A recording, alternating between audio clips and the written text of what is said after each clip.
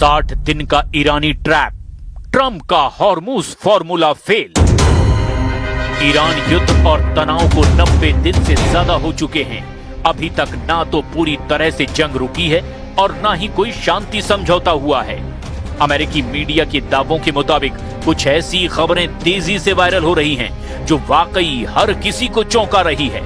अमेरिकी media Axios के मुताबिक ईरान और अमेरिका के बीच एक समझौते का प्रारूप तय हो चुका है, जिसमें अगले 60 दिन तक सीज फायर जारी रहेगा और इस दौरान ईरान हॉर्मुज स्ट्रेट को खोलेगा।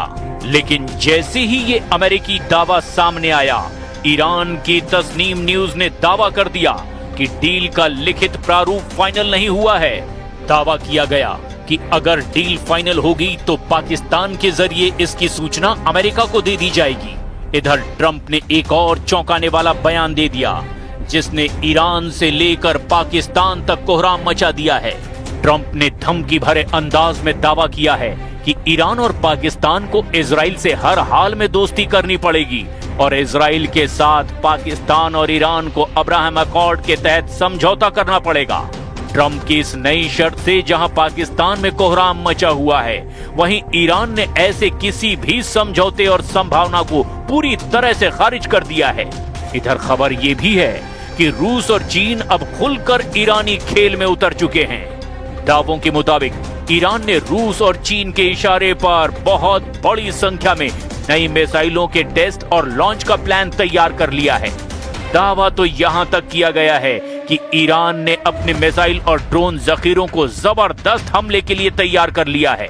8 अप्रैल से अब तक ईरान ने सीज फायर के दौरान अपने मिसाइल अड्डों, परमाणु अड्डों को नए सिरे से हमले के लिए तैयार कर लिया है।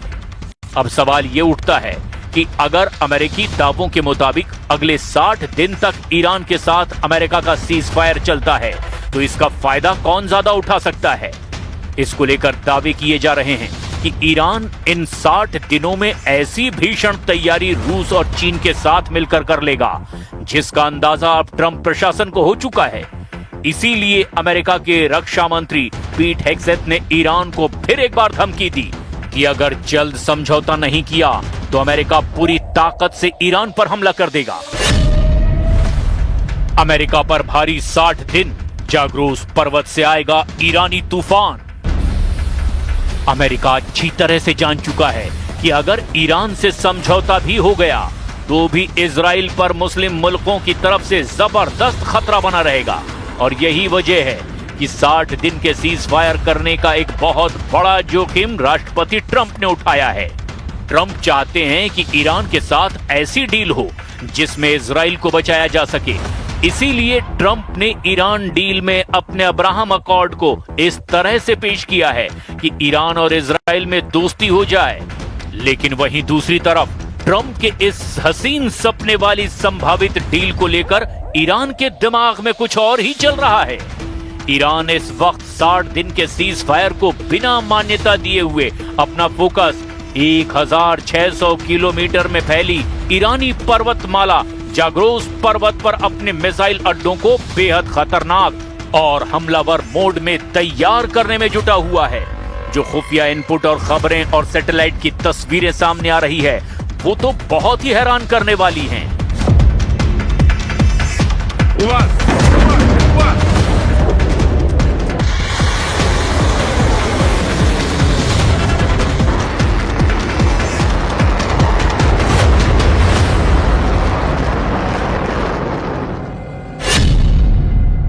अमेरिका पर भारी 60 दिन, जाग्रोस पर्वत से आएगा ईरानी तूफान। जाग्रोस पर्वत और उत्तर पश्चिम ईरान के पहाड़ी इलाकों में बने ईरानी मिसाइल अड्डों को लेकर पिछले 2-3 महीनों में सैटेलाइट तस्वीरों और OSINT यानी ओपन सोर्स इंटेलिजेंस की रिपोर्ट से कई बड़े खुलासे हुए हैं। इनमें से कई दावे स्वतंत्र विश्लेषकों, पश्चिमी मीडिया और रक्षा संस्थानों के आकलनों पर आधारित है। इसीलिए इन्हें पूरी तरह आधिकारिक पुष्टि नहीं माना जा सकता।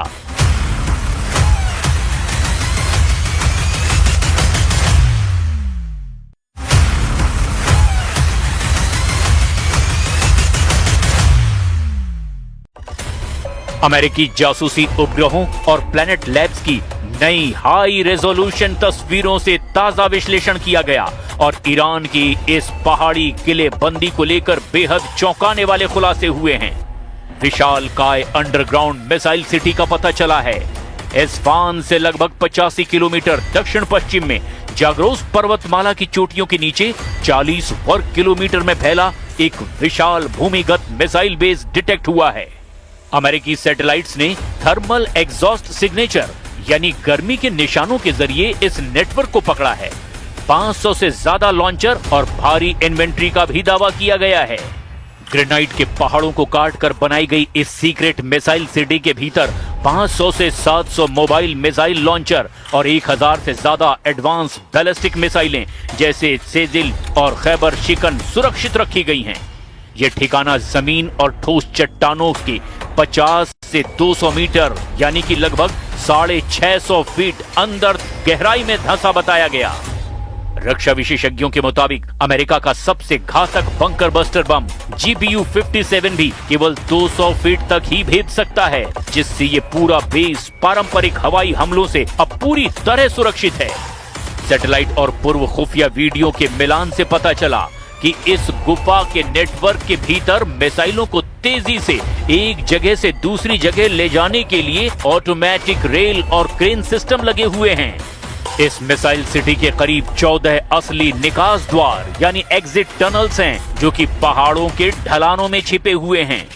इसके अलावा इजरायली फाइटर जेट्स को भ्रमित करने के लिए दर्जनों डमी टनल गेट्स भी बनाए गए हैं, ताकि हवाई हमलों का सटीक निशाना न लग सके। अमेरिका और ईरान के बीच मध्यस्थ पाकिस्तान के जरिए 60 दिनों में युद्ध विराम के मेमोरेंडम पर अमेरिकी मीडिया के दावों के मुताबिक सहमति बन रही है। उसका ईरान अपनी रणनीतिक स्थिति मजबूत करने के लिए कई तरह से फायदा उठाने की ताक में है। इसी खतरे को देखते हुए अमेरिका के रक्षा मंत्री पीट हेग्सेथ ने दो टूक कहा है कि अगर ईरान ने जल्द समझौता अमेरिकी शर्तों के मुताबिक नहीं किया तो अमेरिका बेहद घातक हमला कर सकता है। As the president said, I'm lost on time, 2 days ago now, in the cabinet meeting, sitting right next to him. He looks in the camera and says, well, Iran can either do it the right way, with a deal across the table, or they can deal with my guy on the left. That happened to be me. But it's not me, it's you guys. Uranium नहीं देंगे Khamenei, ईरानी media का बड़ा दावा। Iran की सरकारी media और विशेष रूप से IRGC के मीडिया एजेंसी तस्नीम और फार्स न्यूज ने परमाणु कार्यक्रम और यूरेनियम को लेकर के अपना रुख बेहद सख्त और स्पष्ट कर दिया है।